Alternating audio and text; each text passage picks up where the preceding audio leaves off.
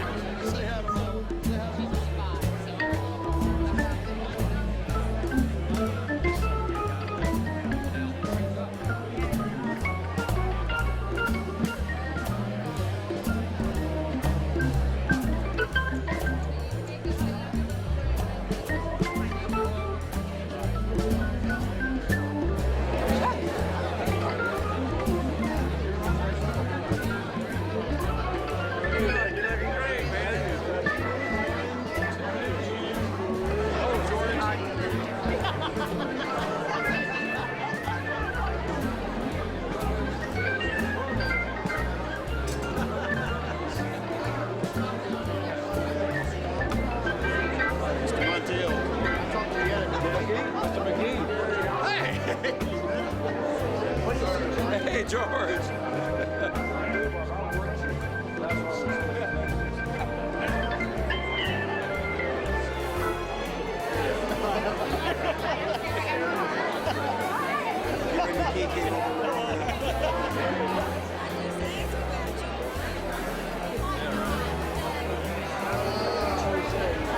I hear it all the time. Rhubarb goes somewhere, wins another award or something. He always says something about me.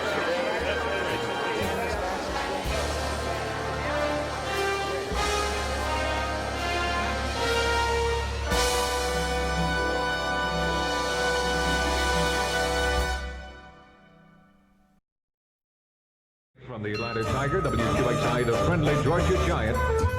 Sam Hale, for the woman with the man in mind. On WQXI. Why, yeah. Thank you.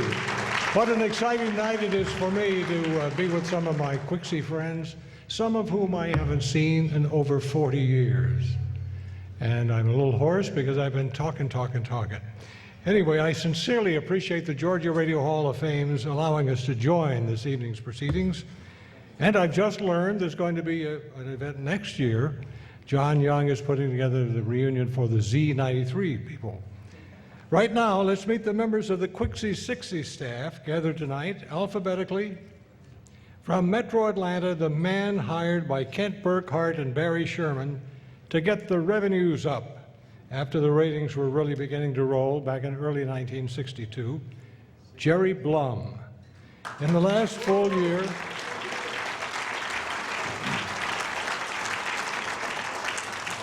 of Esquire's ownership, total revenues, annual revenues, were about $360,000. Jerry managed that up to a figure of $15 million by the time he left 28 years later. Now, the man who really started the ball rolling, from Key Biscayne, Florida, Kent Burkhart.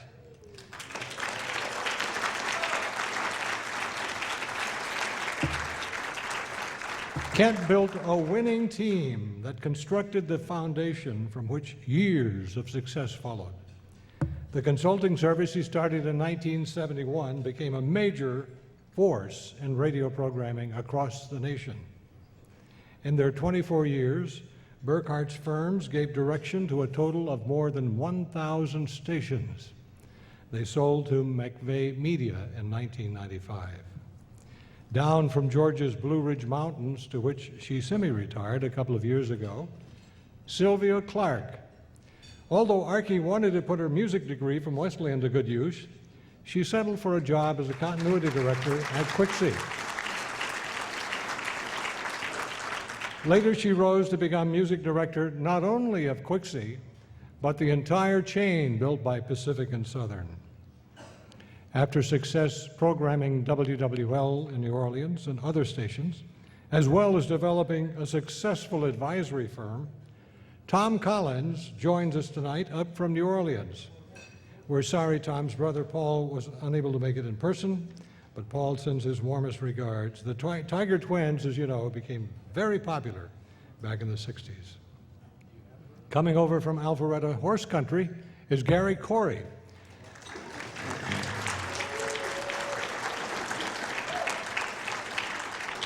I've just learned tonight that Gary joined WQXI in 1969.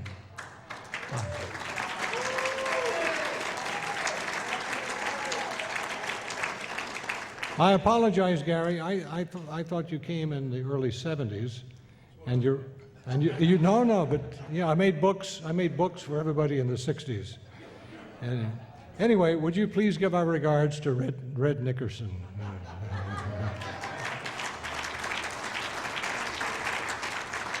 Flying in on his personal high-performance plane from Dallas, Texas tonight, we're thrilled to see Ken, Dottie, and their grandson, Daniel Dow.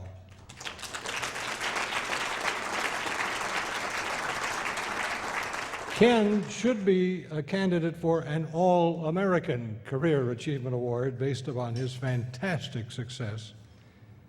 For the past 15 years or so, Ken has been partner and chief operating officer of Service Broadcasting. Among their stations is K104. The ratings just came out and it's #1 again, which is a habit. He's always at or very near the absolute top rankings in the Dallas-Fort Worth area. From Cumming and Los Angeles, the most efficient telephone switchboard operator ever, Ann Drew.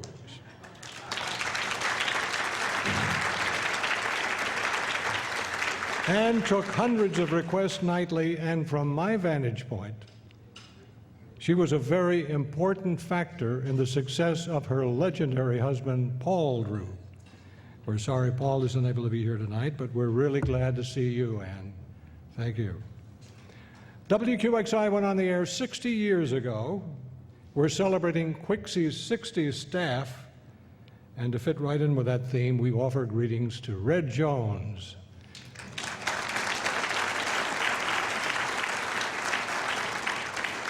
Red is celebrating his 60th year of broadcasting to keep right within that 60s theme. Kent hired Red as a PD and later made him assistant general manager. Red still does the morning show at WKNG in Tallapoosa, Carrollton, and he loves it.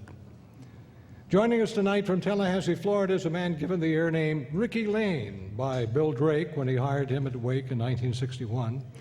After years in various management, sales, and air promotions, Ricky heads his own television production company in Tallahassee. Thank you for coming, Ricky.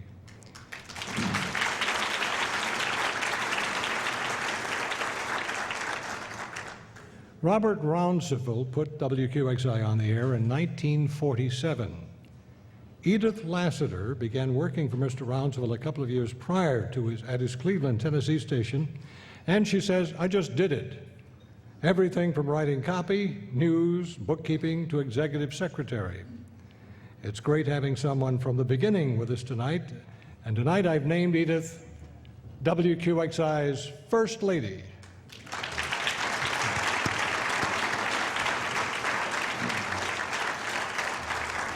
We're here tonight thanks entirely to the dream and the execution of that dream of John Long.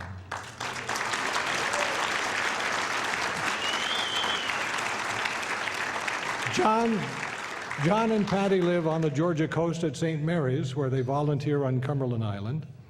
After a long, successful career in broadcasting, John still enjoys being on the radio. He feeds a morning show to a station in upstate New York.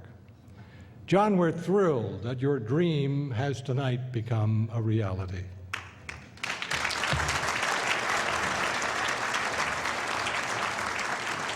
WQXI had a major emphasis on live news reporting, and George T. McIntyre was among the popular newsmen in the 60s. George left after acquiring a construction permit for a new station in Athens, Tennessee, which he and his wife Julia ran for a number of years. They later bought a station in Cartersville, which they ran until a couple of years ago, when they again retired to the farm. Good to see you, George.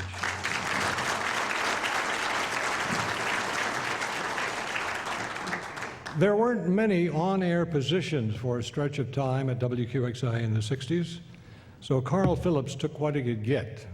He became night receptionist, but was able to get on the air on FM shortly thereafter. He later served with Armed Forces Radio and worked at stations in San Juan before returning to Atlanta. Among the most impressive resumes of our 60s crews is that of Tony the Tiger Taylor. Yeah, my man.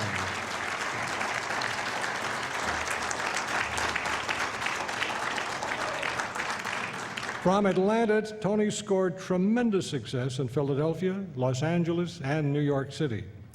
In fact, at one time, Tony was the youngest staff announcer on the NBC radio network and a weekend host of Monitor. Another accolade was having been named Program Director of the Year by Bill Gavin. Tony has homes in Palm Coast, Florida, and up and coming. This reunion would never have been complete without you, Tony. Glad you're here. Another of our Quixie 60s Tigers heads his own TV production company after a varied career in broadcasting. Up from Ocala, Florida is Bob Todd, who joined Quixie shortly after I left, but tonight was our first personal meeting. I recall Paul Drews telling me that when he decided to leave the air and devote full-time to programming, he put Bob in his old shift, and it appeared that Bob was quite apprehensive about taking on that responsibility. Paul assured him, Bob, your ratings are going to be better than mine. And they were. Paul was right.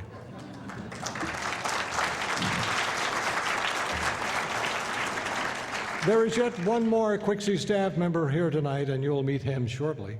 We also welcome several who were at WQXI in later years, including Dottie Blum, Sarah Kaysen, Herb Emery, Don Kennedy, Kelly McCoy, and likely the most remembered name by this audience, though I haven't seen him, I hope he's here, he's supposed to be, Gary McKee. Hey! Two of my 4 children are here, and you were their favorite. The oldest. And one word from Mark Van Brooks for Scott Slade. Scott, Mark Van Brooks says, you're the best. And I can't disagree.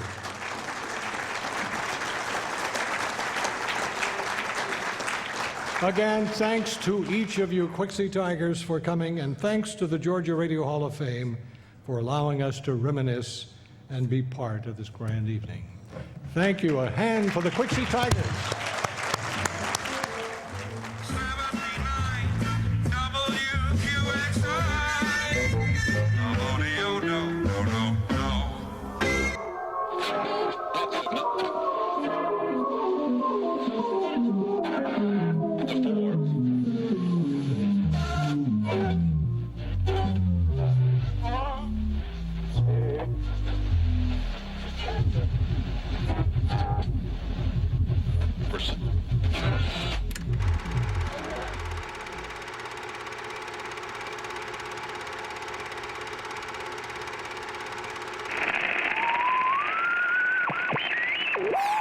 WSB.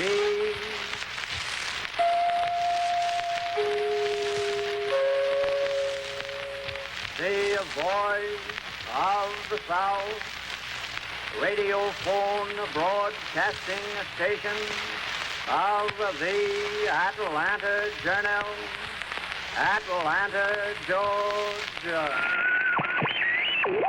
On March 15th, 1922, about 1,000 people with radios in Atlanta heard WSB sign on as Georgia's first radio station.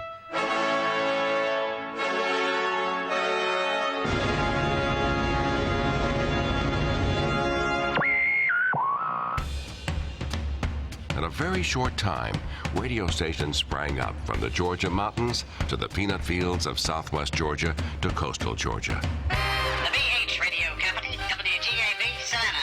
Georgia radio grew as fast as kudzu, and along the way produced pioneers, not just in Georgia, but in radio nationwide. is Douglas Edwards reporting that the tempo of events in Europe stepped up to a new high today. That's Jackie Wilson and Lonely Teardrops. Survey song number 4 this week on the Wake It Parade brings our wake time on the Bill Drake Show to 13 and a half minutes before the hour of 3 o'clock. Glad to have you tuned our way this afternoon here at the 1340 spot.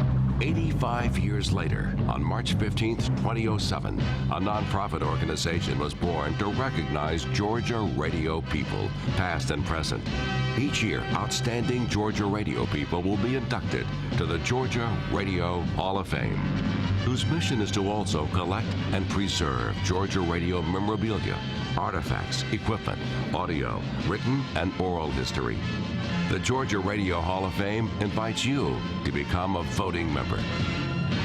Just point your browser to GRHoF.com.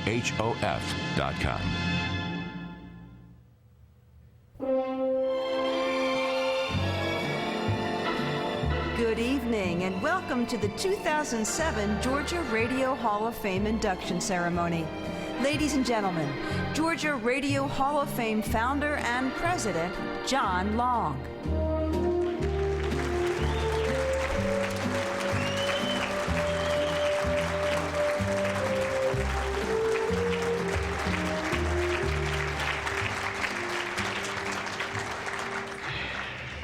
This all started out with me just inviting some people over for dinner. Good evening. I'd like to introduce you to some people who helped me make this evening possible. When I contacted them back in January of this year and asked them if they'd help me form the Georgia Radio Hall of Fame, they didn't hang up or say you're crazy. They said yes. And it would have never happened without them. Gentlemen, please stand. Vice President, Secretary, Treasurer Sam Hale. Our board of directors, Harley Drew, Larry James, Paul Sebastian, John Young. Without these guys, there would be no Georgia Radio Hall of Fame.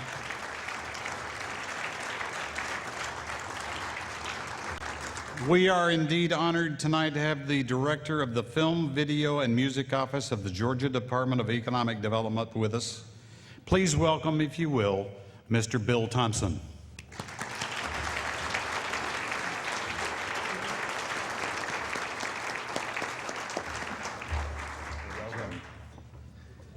I'm very excited to be at this event with you tonight, and I'm also thrilled that there is a Georgia Radio Hall of Fame. I've done a lot of work with other Hall of Fames in the state, but you know, I grew up on WQXI and Skinny Bobby Harper and lots of other folks. Later, I really enjoyed Jeff Winter on WKLS. Still see him occasionally. Sebastian on WPLO was one of my favorites. So anyway, I'm very thrilled to be here with you tonight, and especially I've also enjoyed seeing Don Kennedy. I was on the Popeye Club twice.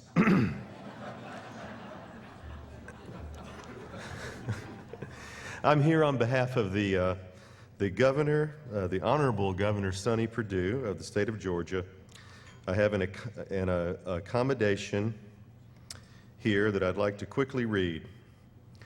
Whereas, when Georgia's first radio station went on the air on March 15, 1922, it marked the beginning in our state of a technological and cultural revolution. Radio transformed our culture in not only providing a new source of entertainment, but it also served as a powerful new way for people to communicate. News and information could be shared more quickly and thoroughly than ever before. And the pioneers of radio broadcasting left an indelible impact on our state. They helped unite communities and families by bringing people together to listen, connecting listeners through the airwaves with music, news, and entertaining programs. In so doing, they brought Georgia closer to the rest of America and the world. I'd like to present this accommodation to John Long. Thank you. Thank you for being here. And I accept this on behalf of all of the members, because that's what the Georgia Radio Hall of Fame is all about. We would like to thank Butch Lowry, the Lowry Music Companies, and the Bill Lowry Foundation, the major sponsor for tonight's event. Butch. Thank you, thank you, thank you. He came up to me and he said, is anybody keeping tabs of how many times you're playing these songs of ours tonight? Another corporate sponsor, radioinfo.com. Our organization is the membership, and our people, like our council of advisors, some of them are here tonight. Thank you, Kent Burkhart, Red Jones, Rhubarb Jones, Kelly McCoy, Don Kennedy, Ben Sandiford, Scott Slade. Gentlemen, please stand. Please show them your appreciation.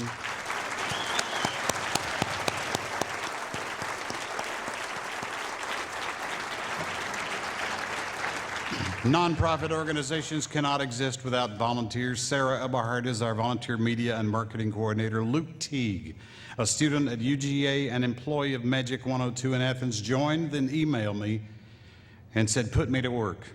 Both of them are here and working hard tonight to produce the event. Sarah, our cast manager, and Luke, her assistant.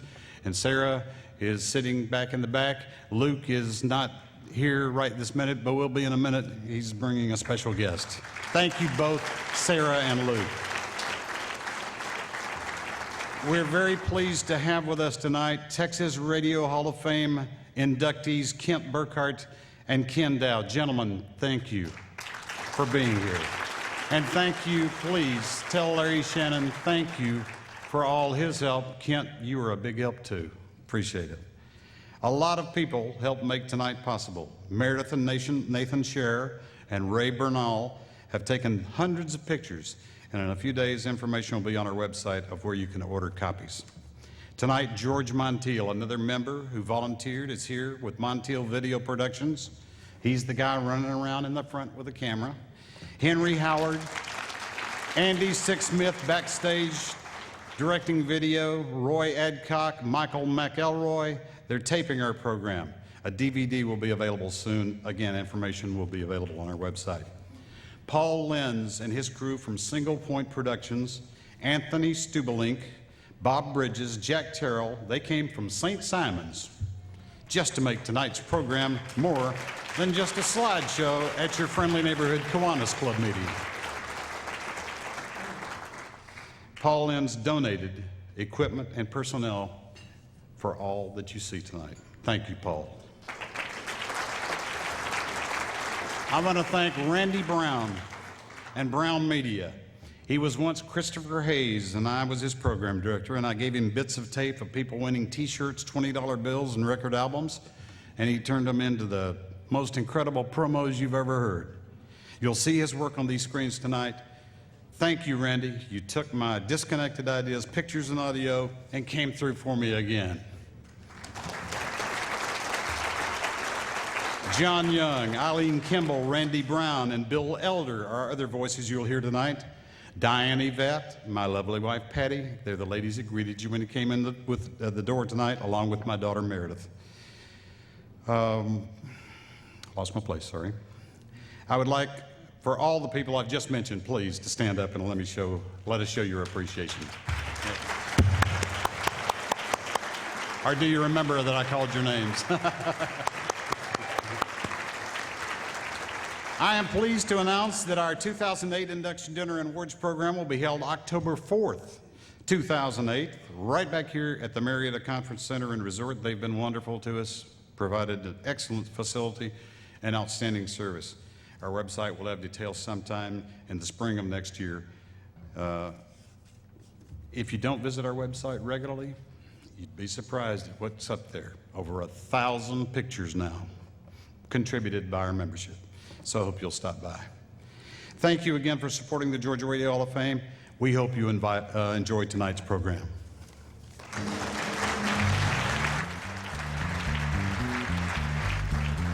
You can take the boy out of Milledgeville. Take him out of Emory Med School. Take him out of radio in Atlanta. And what do you get? Ladies and gentlemen, from Late Night with Conan O'Brien and the annual Macy's Thanksgiving Day Parade, your Master of Ceremonies, Joe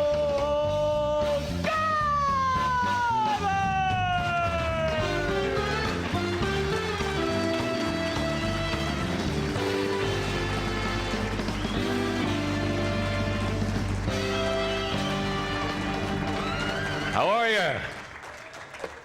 Thanks.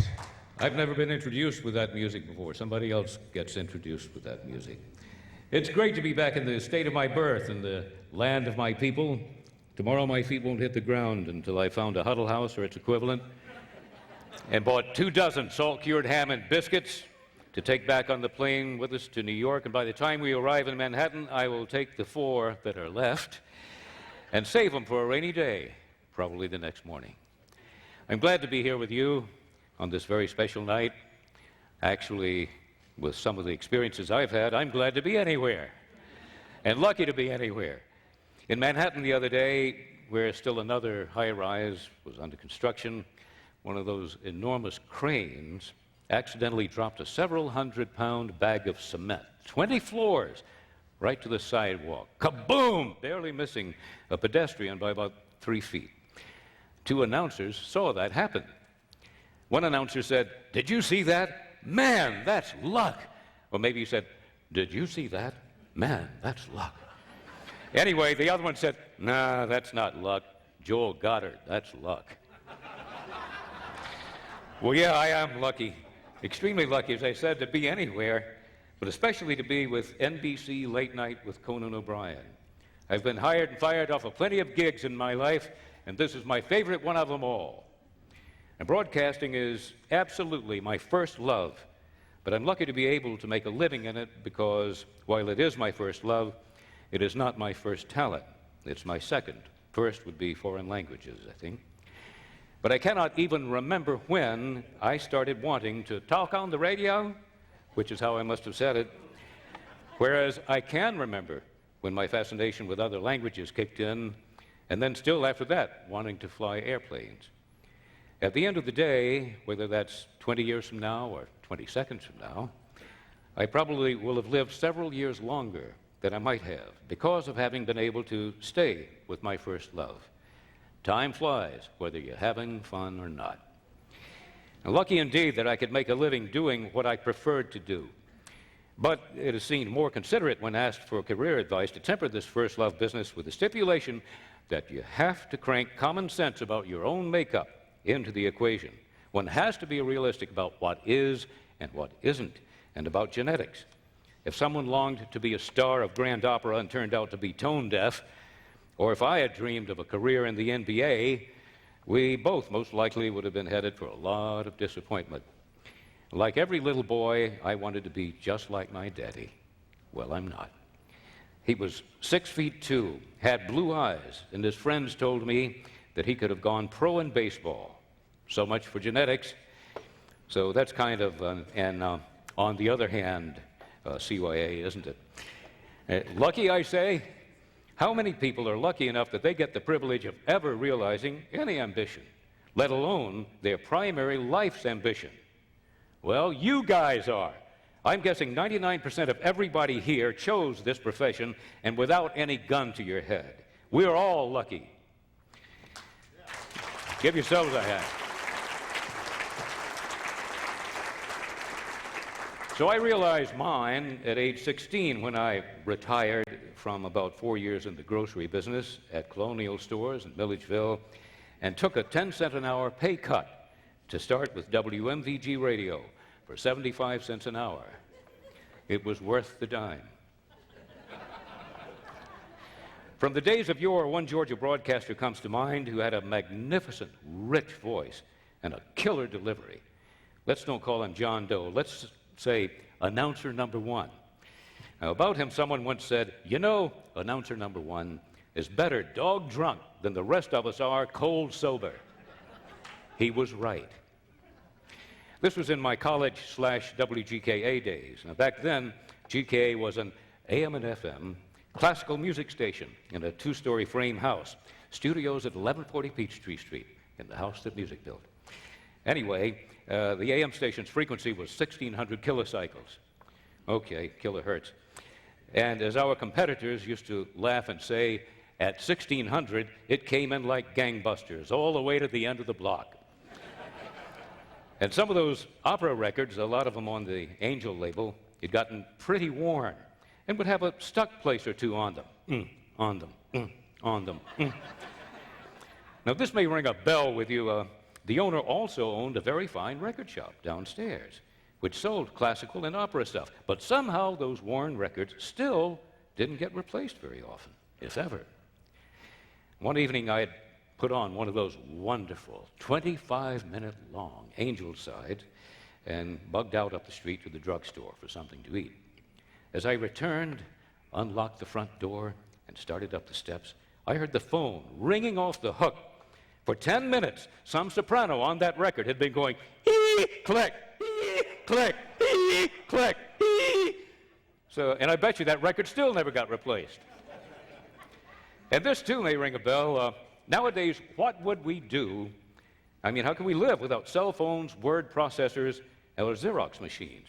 In the olden days, announce copy had to be typed manually using that horrendous carbon paper, often soiling your hands, and those dreaded typewriter erasers. You remember those, which, to correct a mistake, you had to use on all the usual 8 copies, usually ending up with a hole in the paper. Thanks a lot. Some of you remember that.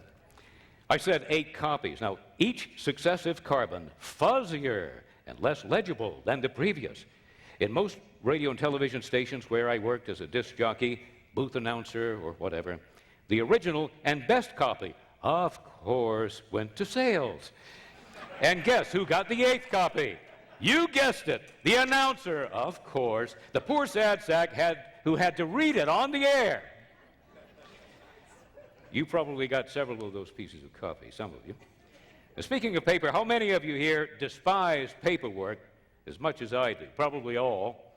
That seems to go with pilots and actors, I think.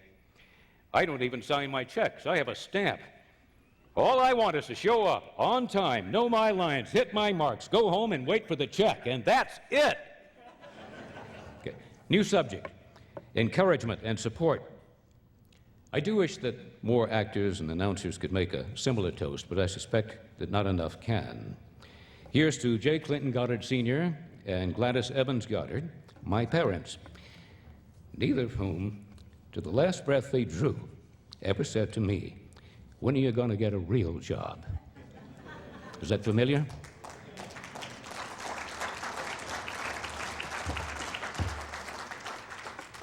And here's to my wife, Teddy Dreiser Goddard, the love of my life, and an alumna of WLTA, and who also co-founded the Southeastern Savoyards over 25 years ago, and which company survives to this day as the Atlanta Lyric Theater.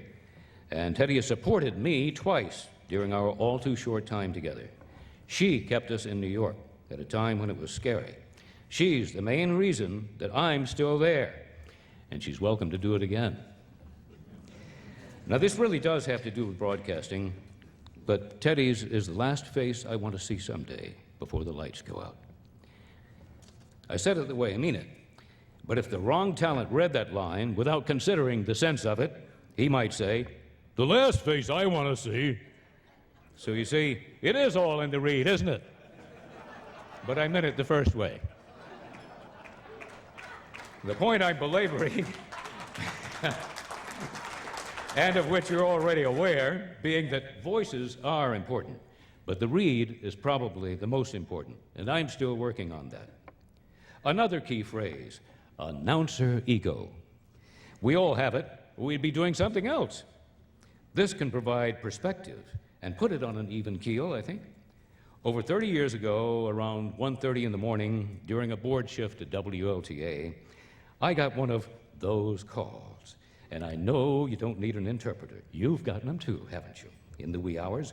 I mean, can you spell play Misty for me, boys and girls? Anyway, oh, the compliments she laid on about my voice, and overly friendly and personal, you might say. Well, as it happened, I could hear her radio playing in the background, so I squinted my ears, and I could clearly hear that it was tuned to a different radio station. All right, Willie and Waylon sang that all their heroes had been cowboys. Mine were broadcasters.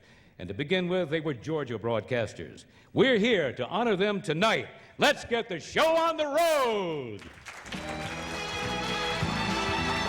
He's been on Atlanta radios every morning, longer than any radio personality in the city. Please welcome Rhubarb Jones.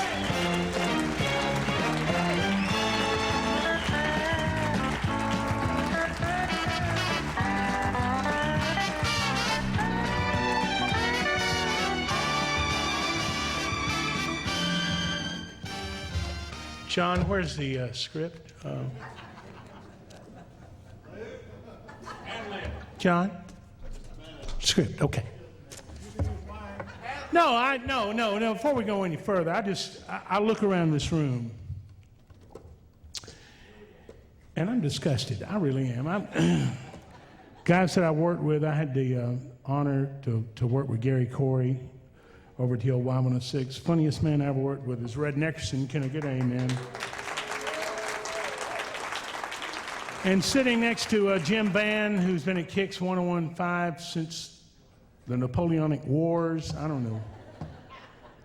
It is just great to be in a room with people that I love and admire. And one man who's sitting just a few feet from me wakes up my hometown every day. And I remember the first time I heard him around 1961, 1962, he said, "This is your tally pal, your Tallapoosa pal, Red Jones." And a switch went off in my head, man. And we used to talk about Red Jones did you hear what he said on Quixie this morning? And Red, thank you. I appreciate it very much. He used to be an intern at Kicks. No. But I look around and some people that I loved and admired. Red Jones, you're one of my radio heroes. Skinny Bobby Harper. And the reason I got into this business, in September of 1971, I heard a guy on QXI in the morning named Gary McKee. And Gary, by God, McKee, I've had a 36-year career because of you. And if you go to the Renaissance Hotel where the Country Music Disc Jockey Hall of Fame is, where they put me in there 6 years ago, pal, that would have never happened without Gary McKee. I'll just tell you that. Gary, would you stand up, please?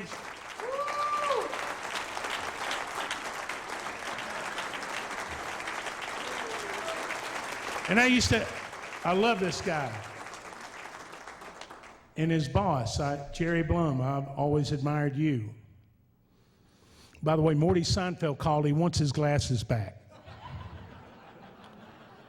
Jerry, what do you go to Home Depot to buy your eyewear now? What is that, really? And also a guy, when I got out of college, I worked at WCLS in Columbus and was there a couple of years and went to WSKY in Asheville and then went to Montgomery and then came here almost 23 years ago. Larry James, a great guy from Columbus, Georgia, was one of the folks that had a big influence on me. Well, with its creation, the Georgia Radio Hall of Fame named 22 Georgia radio pioneers as legacy inductees, and the initial inductees were decided upon after a lengthy process of nomination and voting by the board of directors. Ladies and gentlemen, the 2007 legacy inductees.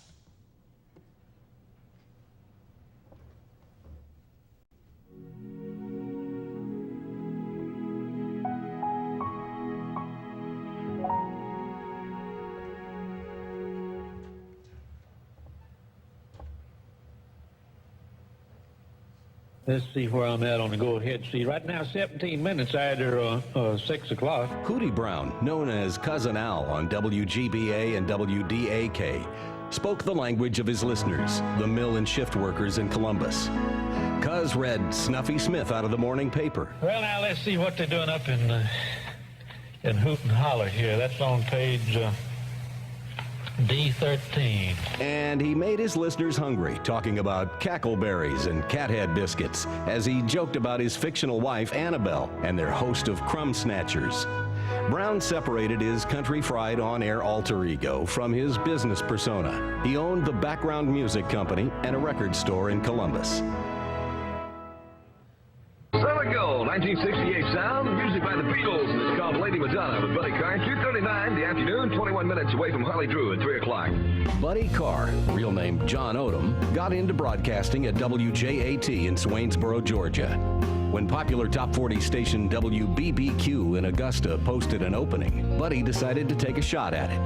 Program director Harley Drew offered him the job, and Buddy's career in Augusta radio began on the evening shift in the fall of 1969. 2:45 with Buddy Carr, 55 degrees on the north side, presenting sounds of Red Eye and games. Buddy's quick wit, wry sense of humor, and slight rebelliousness quickly made him a huge favorite of Augusta listeners, and Buddy was eventually given the opportunity to see if his type of air work would appeal to a morning audience. Buddy went on to become the highest-rated personality in Augusta, with #1 shares in every demographic. When Jimmy Davenport's dad took over management of WTJH in College Park, he put Jimmy in charge of the Georgia Jubilee, a live Opry-style program. Jim was eventually lured away by Jim Wilder to work at WBIE in Marietta. And in 1961, Al Jones, owner of WFOM in Marietta, hired Jim as manager. Jimmy was a great student of Top 40 radio, taking pointers from his old friend Bill Drake, and he built WFOM into a nationally recognized Top 40 station serving Cobb County. Jimmy's Monday night music meetings were legendary, and WFOM broke many hits. Jimmy gave a lot of aspiring young disc jockeys their big break at WFOM, and familiar names like Big Hugh Baby, Red Jones, John Long, and Paul Sebastian, and Herb Emery worked for Jim. Jimmy bought the station in 1969 and operated it for a decade. Known as the Old Bear, Jim Davenport received numerous industry excellence awards. After radio, Jim went on to become the preeminent music promotion consultant in the Southeast. This is The World Tonight. Good evening, I'm Douglas Edwards, CBS News. Douglas Edwards came to WSB from WAGF in Dothan, Alabama. In his early days, he honed his craft at WSB Radio. He worked both as a member of the WSB Radio news staff and was assistant news editor for the Atlanta Journal. He left Atlanta in 1938 to work at WXYZ Detroit, but returned to WSB in 1940 as assistant news director. In 1942, he went on to New York, where he became an icon of broadcasting, working for many years at CBS News.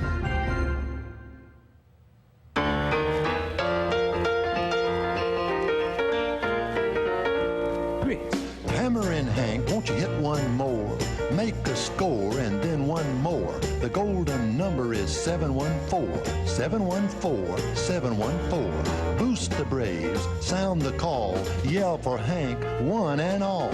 Elmo Ellis began his radio career as Director of Public Relations for WSB Radio in 1940.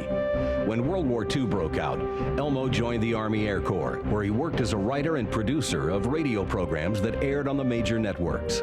After the war, he continued working with network radio as a writer and producer of the famous We the People show, as well as other network radio programs. Ellis left radio for television in 1948 as production manager for WSB TV. He would stay in that role until 1952, when he was persuaded to try to revive WSB radio, an era that became famous for Ellis's call to remove the rust from radio. Elmo Ellis was the programming and production manager for WSB Radio from 1952 until 1964, when he was promoted to the position he is best remembered for as general manager of WSB AM and FM. Eventually, Ellis ascended to the position of vice president of the Cox Broadcasting Corporation. He retired from radio in 1982, but not before indelibly etching his name and his voice in the minds and hearts of many in Atlanta. Apparently, it was on this date in history that Mrs. Tom Edison, rolled over and said to her husband, "I don't know what you're doing, Tom, but I sure as hell can't sleep with that light on." You know? Skinny Bobby Harper came to WPLO in Atlanta in 1965. When the station changed to country, he was fired. In 1967, he left WKNR in Detroit to return to Atlanta and WQXI, where he proved to be a little too controversial. He was fired. Bobby loved Atlanta and returned again in 1970 to work at WIIN until 1973. Then, after a 2-year absence from Atlanta, he came back again, this time to stay, in 1975, and went on to work at WGST, WKLS, WLTA, WCNN, and WSB. Legend has it that the Dr. Johnny Fever character on WKRP in Cincinnati was based on Skinny Bobby Harper.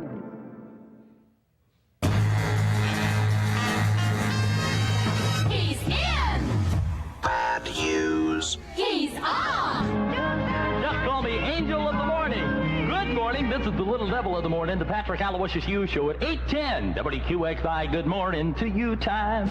Like so many other WQXI staff members, such as Kent Burkhart, Red Jones, Rod Roddy, and Ken Dow during Quixie's prime ratings years, Pat Hughes came from Texas, arriving in Atlanta in 1961 from K-Box in Dallas. WQXI.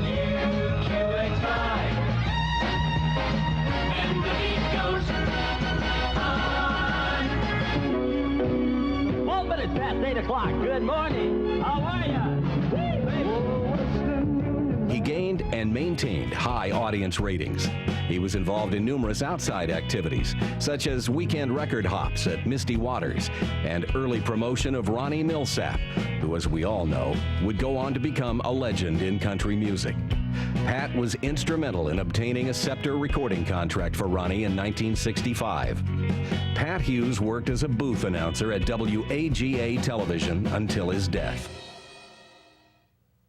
Just walk on by, wait on the corner. While still a teenager, Bill Lowry worked in radio markets around the Southeast, including Shreveport, Louisiana, Macomb, Mississippi, Hot Springs, Arkansas, and Elizabethton, Tennessee, before coming to Atlanta. At just 21 years old, he became the youngest station manager in American radio at WQXI. He later went on to work at WGST. Down in the boondocks. But his biggest contribution to radio would be the byproduct of his involvement in independent record production and promotion and the Lowry Music Company. With rock and roll still in its infancy in 1956, Gene Vincent's Be-Bop-A-Lula became the Lowry Music Company's first million seller.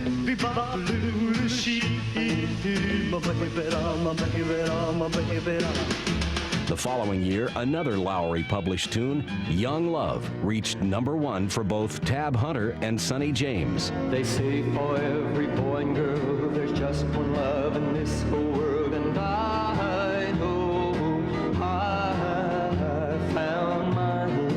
Over the years, Bill Lowry has had his hands in the production and promotion of so many hit songs and recording artists heard on radio stations everywhere.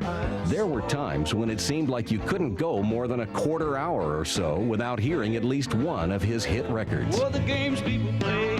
The Lowry music catalog has grown to more than 5,000 titles and encompasses nearly every genre of music, including all the songs you've been listening to as I've been telling you about Bill Lowry, a great friend to radio, and his hits just kept on coming.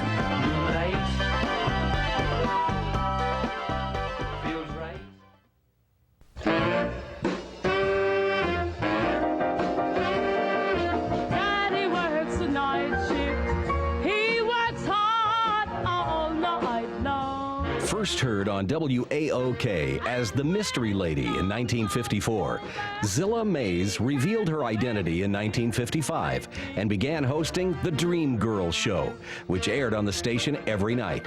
She also made frequent appearances on Piano Red's WAOK show. Like Piano Red, Zilla Mays had signed to RCA Victor's Groove subsidiary through her association with Zenas Sears and released several records on the label. Zilla helped organize the WAOK road shows, bringing live R&B and gospel music to the Southeast. She recorded singles for Brunswick, Coral, Mercury, and Checker before releasing her album, The Men I Love and the Songs They Sang, on Bill Lowry's NRC label. Welcome to Great Moments in Soul. Hi, I'm Bob McKee. They called her Big Mama Thornton. From 1952, here is Big Mama's song, Hound Dog. You ain't nothing but a hound. Bob McKee's radio career began and almost ended in Jackson, Mississippi. McKee took the station manager's suggestion to spice things up a bit by broadcasting imaginary news reports about the moon falling from the sky. The town was in a near panic, and Bob left Jackson the next day. While working at KMUS in Muskogee, Oklahoma, he was invited to be a guest DJ with Robert Q. Lewis on the CBS radio program, The ABCs of Music. Then Bob came to Atlanta in 1951, where he joined WQXI and later moved to WAKE. While at Wake, he owned a teen club on Ivy Street near Marist High School named McKee's Beat. In 1967, McKee moved to WAOK, where he remained for 17 years. In 1978, he was co-producer of a syndicated radio program. Great Moments in Soul. Don't miss the Otis Redding Show, headlining America's #1 male R&B vocalist, Otis Redding. Edwin A. Mendel, Dr. Jive, was the first R&B and gospel disc jockey in Columbus. In 1941, Ed shipped off for World War II, but would return just 2 years later to begin his broadcasting career in Columbus, quickly making the move to Atlanta's WAGA-AM, where he originally worked for free and eventually got his own time slot. In 1946, Mendel moved back to Columbus, where he made a name for himself at WGBA-AM as Dr. Jive, playing jazz and rhythm and blues records on his daily show In the Groove, which would eventually be renamed Dr. Jive after his on-air persona. Following his stint at WGBA, Mendel moved back over to WDAK, where he continued his Dr. Jive show. Mendel then moved over to WOKS, which featured programming specifically catering to Columbus's African-American community. Every day, Dr. Jive started his show with his signature phrase, "The clock on the wall says it's 4:05. Jump back and let's have some more jive." Back in the Navy, Hank Morgan used to crack up his fellow servicemen with his off-the-cuff disc jockeying. The other airmen nicknamed him Crazy House. Later, following a brief stop at a radio station in North Carolina, Hank the Prank came to Atlanta to work at WQXI and later WATL. He was best known as the radio voice of the Atlanta Crackers baseball team from 1954 through 1964 in the Southern Association and International League.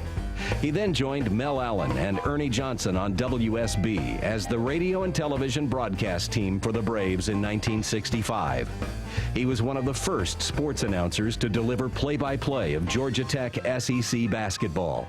After a brief retirement in Florida, he returned to Atlanta in 1985 and worked at WCNN Radio.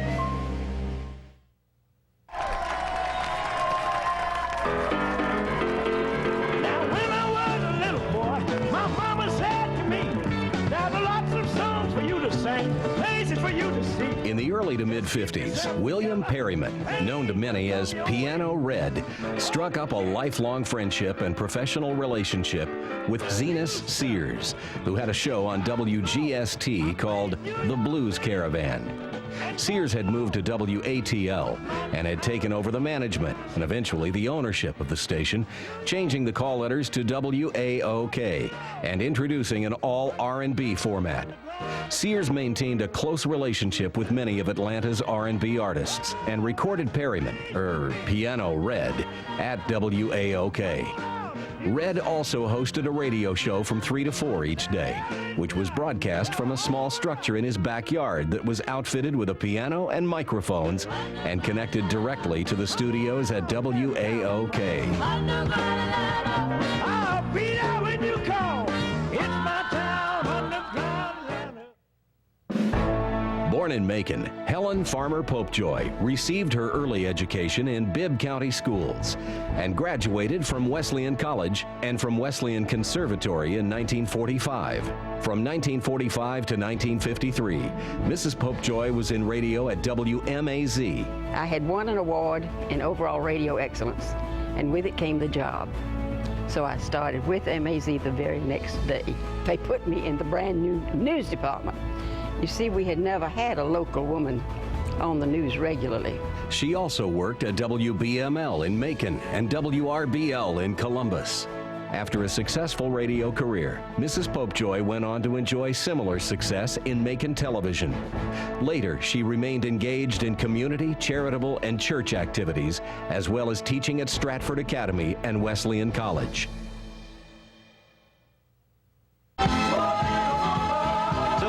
On FM 92 at 8:24 in the morning. Stan Richards with you. Good morning. You and I got ripped off. We didn't have any springtime this year. All we had was winter. Went right straight into summer. While living in Baton Rouge, Stan Richards became interested in radio through a roommate, George Carlin. And soon after his Air Force commitment ended, Stan pursued his radio career. He got a job on the midnight shift at KRMD in Shreveport. Then he learned of a top 40 station in the Atlanta area that was burning up the airwaves with only 250 watts. Wanting to be closer to his family, he moved to Wake in Atlanta, where he became popular as Stan the Man. When Bill Drake left for California, he wanted Stan to go with him, but Richards chose to stay in the Atlanta area. Stan left radio in 1966 to pursue a television career with WXIA and continue as an Air National Guard pilot. One mission he flew in collaboration with WXIA about the Vietnam War and the Air National Guard won the Peabody Award. After health problems, Stan returned to radio briefly, working at WATL and WBTR. Come on down! You're the next contestant on The Price is Right! Known to the world as the announcer on TV's longest-running game show, The Price is Right, Rod Roddy's path to broadcasting immortality led through Atlanta. A native of Fort Worth, Roddy joined the staff of WQXI in the early 1960s. Anyone who grew up listening to Quixie at that time remembers hearing the Rod Roddy radio program. He went on to host both music and talk shows from Miami to Dallas to Los Angeles. But it was in Los Angeles that he would gain national fame as the announcer for numerous game shows, including Family Feud, Love Connection, Press Your Luck, Hitman, and the television series Soap. He also appeared in episodes of That 70s Show. Rod Roddy, come on down. You're the next legacy inductee in the Georgia Radio Hall of Fame. Here he is, Mr. Personality, Dr. Don Rose! There is a moose nuzzling up against a sign in Yellowstone Park. The sign says, "Do not feed the bears." He's got a hand-lettered sign around his neck that says, "I am not a bear."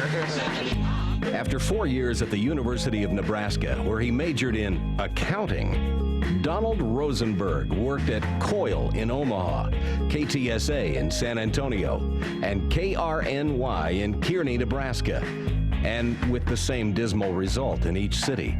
He was fired. It took several humiliating months to get another job, but Rose ended up at KWMT, Fort Dodge, Iowa, where his luck changed. And after 5 frigid years, he was off to Atlanta's WQXI, where he replaced Sam Hale, noon to 3. Eventually, Dr. Don Rose was moved to mornings and was then hired away to legendary WFIL in Philadelphia. In 1973, he landed the morning show at KFRC in San Francisco, and what a run it was. During Dr. Don's 20 years in San Francisco, his March of Dimes Superwalks raised more than $10 million.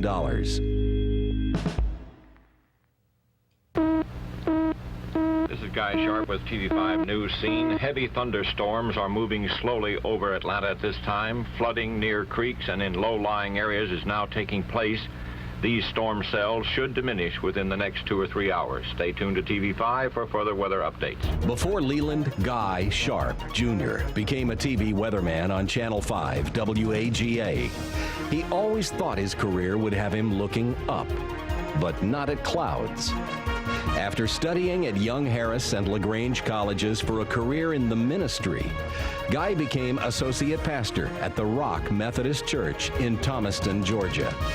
But he gave up his part-time jobs as a minister and clothing salesman to get into radio at WSFT in Thomaston. Guy Sharp went on to work at WQXI in Atlanta before moving over to television, where he became known as Guy on Your Side. After leaving television, he returned to radio, hosting a morning talk show and an oldies program on WGFS in Covington. Robert C. Van Camp had worked for radio stations in Scranton, Pennsylvania and Raleigh, North Carolina before becoming an officer in the Army Air Corps during World War II. While serving at Wright Field in Dayton, Ohio, Bob met Elmo Ellis, who recommended that he be hired as an announcer at WSB after the war. An accomplished pianist and organist, Bob used his musical gifts on his WSB morning show, where he played live musical introductions leading into commercials. He played tunes on the organ for WSB Radio's It Pays to Listen quiz show that paid contestants $1 for identifying a song.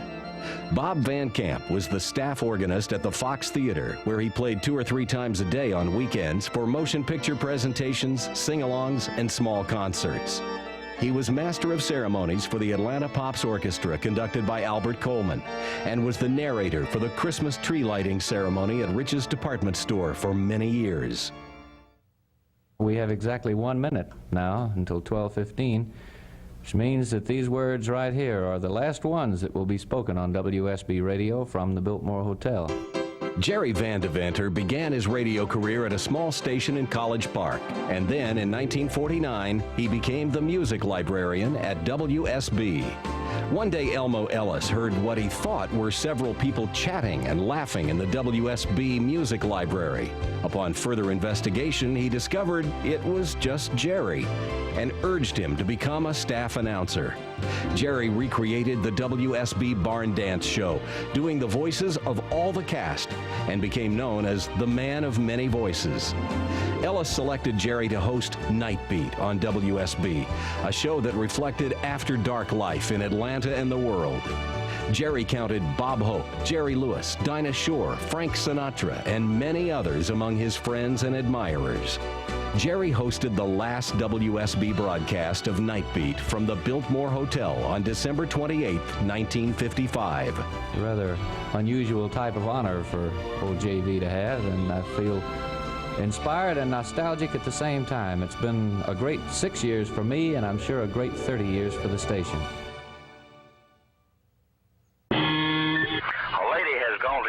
Hospital's emergency room and a AAA ambulance from an accident involving a rather large truck. We're on the way to University, and we'll have complete details on the accident shortly. This is Car 9 of the WBBQ 24-hour news fleet. WBBQ On the Scene News. WBBQ. Shortly after serving in World War II, George Weiss formed Savannah Valley Broadcasting with several prominent Augusta citizens, and soon realized his long-held dream of starting a radio station. Having spent much of his youth in Chicago, Weiss selected the call letters WBBQ for his Augusta station by combining the call letters of 2 Chicago stations, WBBM and WMAQ. He eventually bought out all the other partners and became sole owner of the station, and added WBBQ-FM in 1956. Weiss was content to let his managers run the day-to-day business, while he supervised the mobile news department, and he covered breaking news from the city's most famous news vehicle, WBBQ Car 1. Weiss realized the future of radio was in contemporary popular music, and he ordered the station to adopt a top 40 format in late 1960. WBBQ went on to become the dominant radio station in Augusta and one of the highest-rated stations in America. George Weiss donated the stations to the Medical College of Georgia, where he received cancer treatments before his death. Born in 1895 in Lumpkin County, Georgia, Hoyt Wimpy served in the U.S. Army in World War I when he developed an interest in all things electrical, including radio. Following the war, Wimpy relocated to Thomasville and in December 1922 put WPAX on the air with 10 watts of power feeding a birdcage antenna from his garage on Stevens Street. It was Georgia's third radio station. Wimpy also constructed and sold receivers, which were reputed to be of excellent quality. He was an early experimenter with shortwave radio and a licensed amateur radio operator. In 1934, he oversaw construction of the present WPAX tower on Remington Avenue. He retained ownership of WPAX until the early 1960s. Truly one of Georgia's radio pioneers, Hoyt Wimpy remained very much a radio enthusiast until his death in 1982.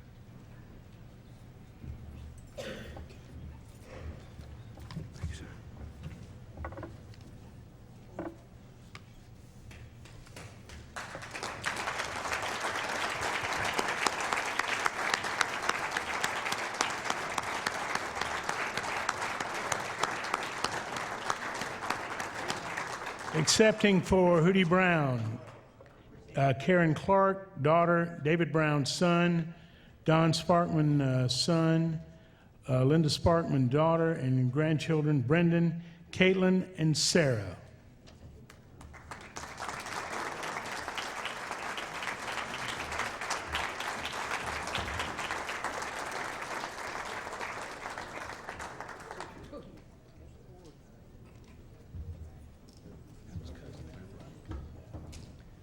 Buddy Carr.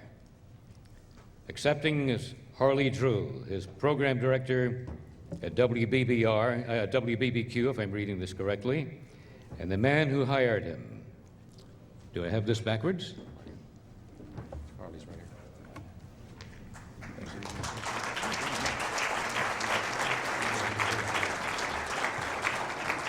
Harley don't jash yet. George Weiss, Harley Drew, is going to be accepting for him. He was George's program director for 25 years at WBBQ.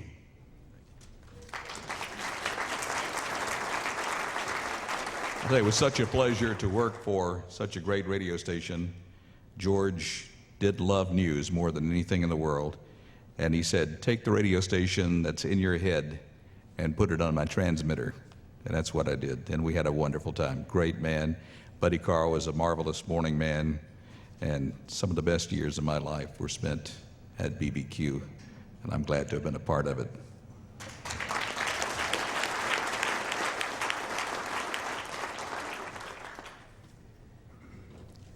Accepting for inductee Jim Davenport, Carol Davenport, his wife.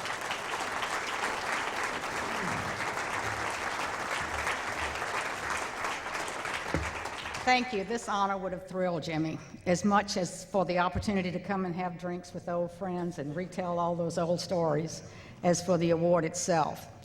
Actually, we're probably better off that he's not here, because the first thing out of his mouth would have said, who the hell planned this on the night of the Georgia-Alabama game?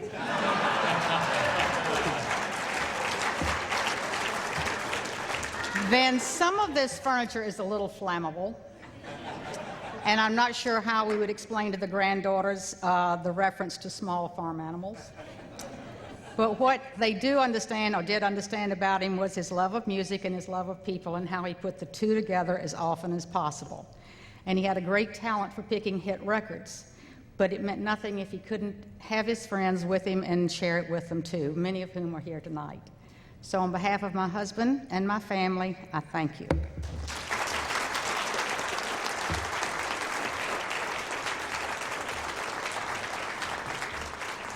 Accepting for Elmo Ellis, Janet Ellis Bierman, his daughter.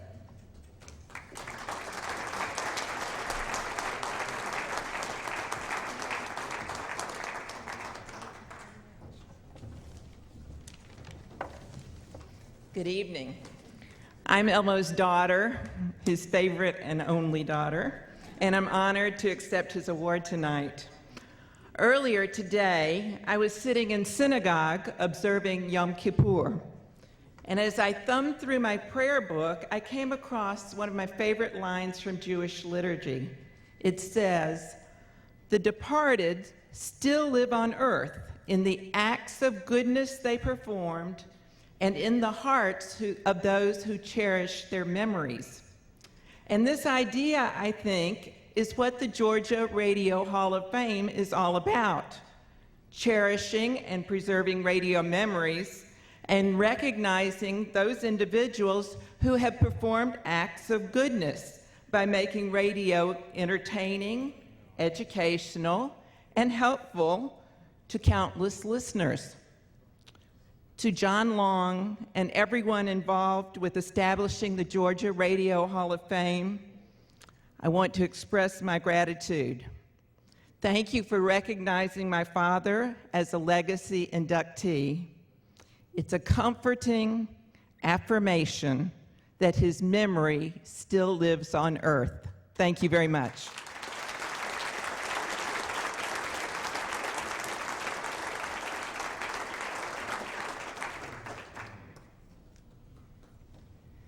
Accepting for inductee Bobby Harper, Chrissy Harper, his daughter.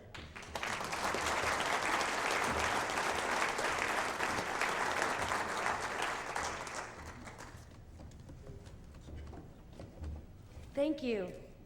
It is an honor that the members of the Georgia Radio Hall of Fame have recognized my father, Skinny Bobby Harper. My dad wanted to be on the radio since he was a kid growing up in Saskatchewan, Canada. Walking in the tall snow to and from school while he used to pretend he was doing the play-by-play of hockey games while speaking into an imaginary microphone. My dad succeeded. He was on the radio most of his life and even had a character modeled after him on the TV show WKRP in Cincinnati. That character was Johnny Fever. When he moved to Atlanta in 1965, my dad fell in love with the city and with Georgia radio. And in the 1970s, he made Atlanta his permanent home. He worked at many radio stations over the years and with many talented people. He had so much fun on the air, and he was good at it. His fans loved his terrific voice, his friendly personality, topical and sometimes controversial bits, and his sense of humor. Remember Laverne?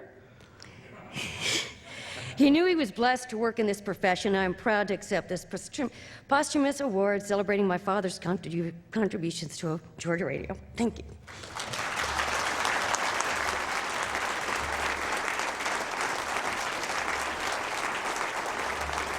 Chrissy, one thing I know for sure, your daddy adored you. Accepting for, I tell you what, if I get something in my head, it's going to come into fruition. May take me a while, like talking Donna into marrying me.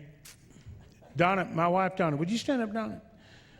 We have a 5-year-old and a 3-year-old.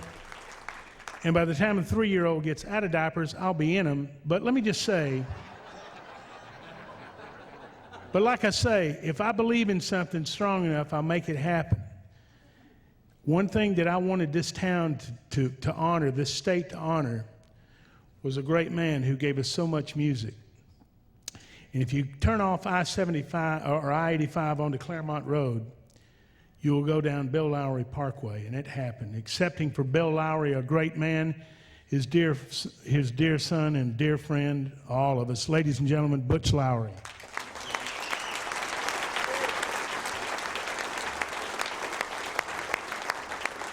It's a great pleasure to be here tonight. It's great to see all you people I haven't been able to get on the road to see in many months and many years, for that matter. Almost 29 years ago to the day, Dad was inducted into the Georgia Music Hall of Fame, that on their inaugural event also. Much of that was due to the Georgia broadcasters that made the songs he put out hits. It's a great pleasure to be here, And Bill Lowry and the Lowry family have come full circle tonight, from his early days in radio to the songs and artists that were played around the world. Thank you for your support, your friendship, and congratulations on the first Georgia Radio Hall of Fame.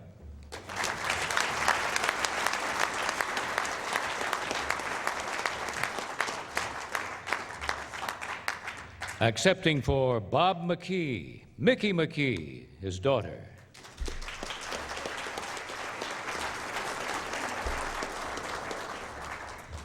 Well, one thing our father always taught us as my sunglasses fall off my head is that whatever you do in life, you better enjoy it because you're going to be doing it the rest of your life. And one thing I can honestly say is that my father always enjoyed what he did in his life.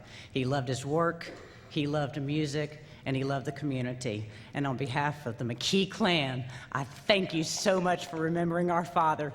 Thank you, Georgia Radio Hall of Fame. Thank you. Yeah. Thank you very much.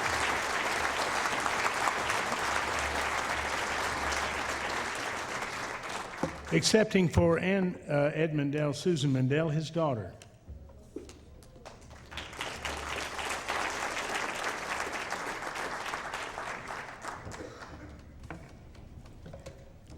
My father would be so proud if he were here today. I wish that he were. My family is here at table 7, and we're very honored and very proud to accept this award for him. He was an awesome talent and very much a visionary and pioneer in his field.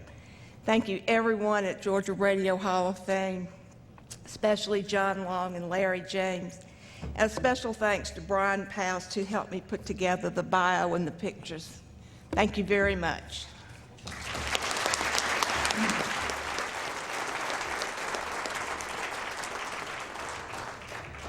Boy, did I love listening to these people when I was in college. Accepting for William Perryman and Zilla Mays, Larry Tinsley, co-worker from WAOK.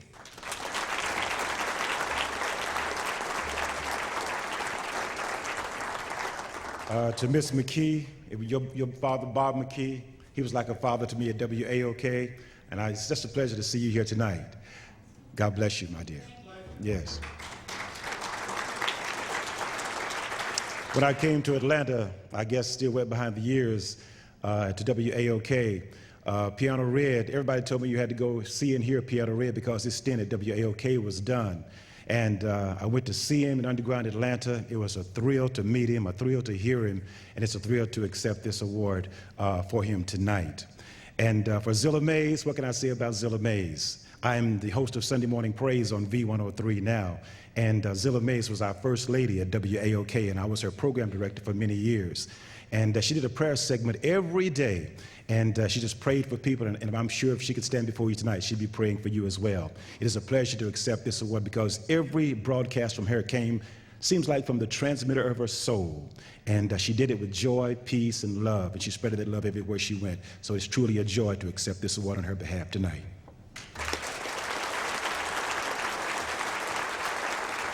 God bless you.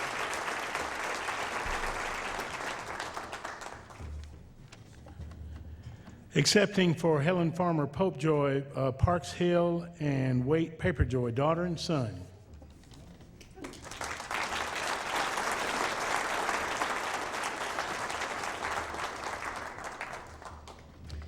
We'd like to thank everyone for this. She was a very special, energetic, vivacious, unbelievable woman, and we're proud to call her our mother. Her shoes are hard to fill, and I'm not even going to try, but thank you so very much. Thank you for thinking of us tonight. We would like to thank all of the hard work, and we feel honored to be included in this first year. Thank you.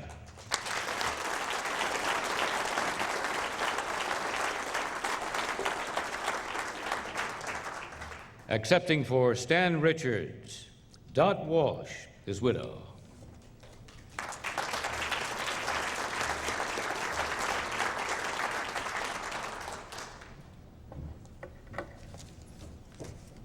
Stan had two passions in life, outside of me, of course. One was radio, the other was flying. And all of his life, He never lost his love, even after he left radio. He never lost his passion for radio. And he would be very proud tonight of everything that has been accomplished. John, thank you so much for including him in your tribute, and I am very honored in his name to accept this. Thank you.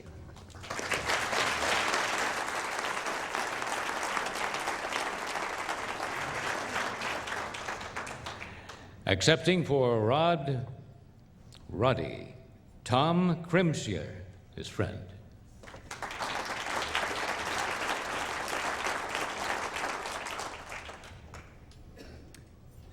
Getting to know Rod when my brother Paul and I were about 17, and we'd go to the old house on Matheson Drive and watch through the window. And he became a coach, and then getting to see Sam and Tony and all Red and all the great guys, and then actually ending up working there.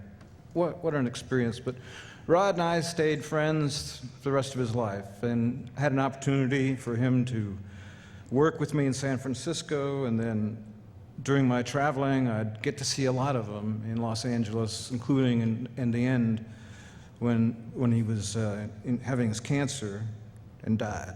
Rod was a great guy, loved all of you, loved radio, and often spoke about Kent Burkhart, told me all kinds of lies about Kent, but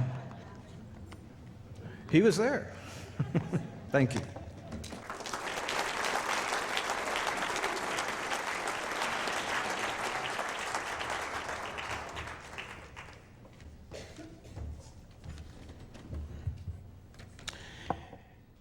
Accepting for Dr. Don Rose, a wonderful human being, Red Jones' friend and former employer.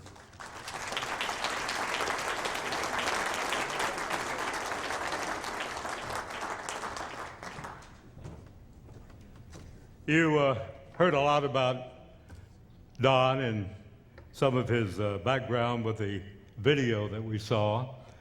Don was working in Duluth, Minnesota, when he was hired at QXI, couldn't wait to get south out of the icebox. He came up with one of the most clever promotions that we had so much fun with at Quixie. He said, on my way from Duluth to Quixie, to Atlanta, let me get lost every day for 10 days. And I'll call in, we'll do an on-the-air interview, and I'll tell you where I am and how the hell do I get there from here. And he did this for 10 days, and the one-liners that we heard from Don with these on-the-air live call-ins were very, very clever, weren't they, Sam? And by the time he got to Atlanta, people knew the name Don Rose before he did his first program. So he made quite an impression. Of course, you know from there, FIL, and also in San Francisco. I was in California a couple of months ago, and I asked a friend of mine in the record business, you do remember Don Rose from San Francisco? And Bill said, an icon, an absolute icon in Bay Area radio. He made quite a name for himself. His wife, Kay, could not be here tonight. She asked that I accept for she and the children on behalf of Don. Don had a lot of medical troubles his last 4 or 5 years, even to the point of doing his program from a hospital bed for a number of months. He had a rough go of it. We lost him in 2005, but we know where he is. He's at peace, he's at rest, and he's void of any medical problems at all. Don, this is yours.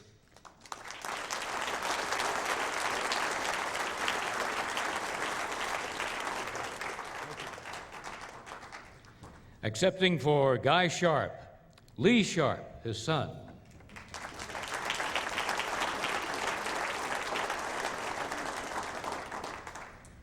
I get to follow Red Jones. That's pretty tough. How y'all doing?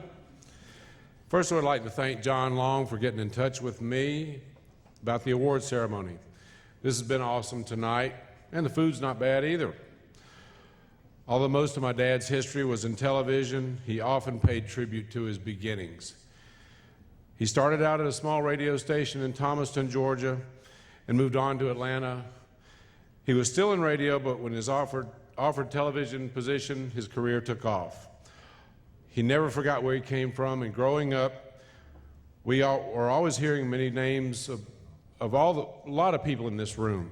I mean, Elmo Ellis and Jerry Van Deventer were household names in my house. Even after he retired, he went back into radio at WGFS in Covington. He enjoyed the big band sound and Southern gospel music. We were raised on it. Music was a part of our life. And he made sure that we had it all through growing up. So I know this award tonight would he would be up here crying right now and never get through the speech. I'm having a tough time myself. I accept this award tonight, John. I appreciate it. To the committee, we are proud to have him recognized by the association, and on behalf of my brothers and sisters, we thank you.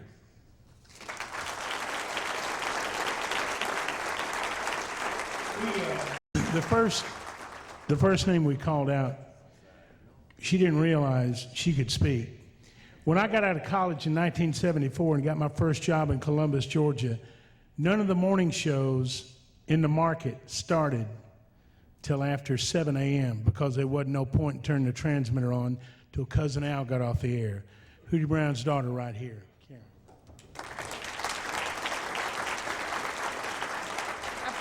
I appreciate you letting me come back up to speak. I'm not as practiced as some of these other wonderful folks, and I appreciate the honor. My family is here with me. Get them to stand up in the back. We are so glad and honored that they all honor our father this way.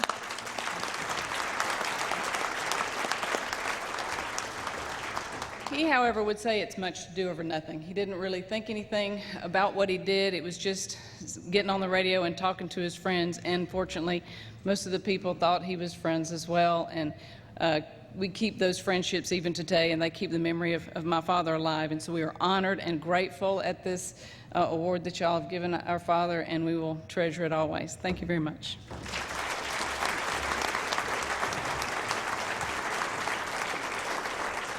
Yeah, her dad, McKee, her dad had a 60 share. Could you imagine going to Jerry Blum with a 60 share book? Would you? And I'm looking at, and I'm seeing all these wonderful people in radio, and a man who did radio and television. And back last August, when we were on Hilton Head Island, I went and bought the Popeye cartoon DVD collection because I see a guy standing back there, and Officer Don Kennedy. How many baby boomers in the house loved Officer Don's Popeye Club? And I'll tell you what we're going to do. Don Kennedy, we're going to get up a game of ooey gooey when this is over. What do you think? So again, ladies and gentlemen, let's give a standing ovation for the 2007 Georgia Radio Hall of Fame inductees into the legacy category.